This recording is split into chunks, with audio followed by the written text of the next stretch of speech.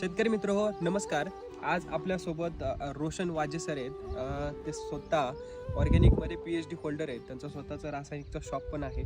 तर आज ते SCT वैदिकच्या टोमॅटो प्लॉटवरती व्हिजिट देण्यासाठी आले आहेत, कारण त्यांना भरपूर अनुभव आहे. सततचा पाऊस पडतोय मागच्या 25 ते 30 दिवसांपासून. तर तुम्ही जे काही सध्या मार्गदर्शन करताय प्लॉटवरती आणि ह्या प्लॉटमध्ये तुम्हाला काय फरक वाटतं सर? नाही, सध्याचं वातावरण बघतात म्हणजे दिवसभरामध्ये 5-6 प्रकारचं वातावरण पाहायला मिळतं. कधी ढगाळ वातावरण, कधी ऊन पडतं, कधी पाऊस येतो किंवा सतत रिमझिम राहते.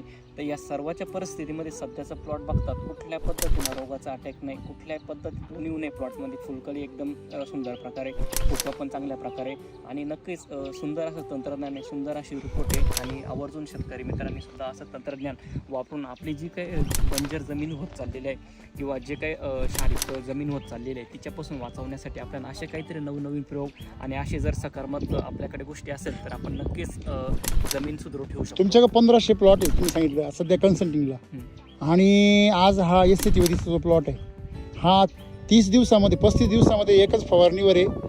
आणि आज तुम्ही त्याची हेल्थ बघताय 25 दिवस सतत पावसानंतर, काय वाटतं? एकदम सुंदर पद्धतीने फुलकळी, प्लॉटची कानोपी किंवा जे काही फुटवे असेल ते दिवसाच्या मानाने एकदम स्टेबल त्यांनी चाललेले आणि कुठल्याही पद्धतीने रोगाचा प्रादुर्भाव नाही.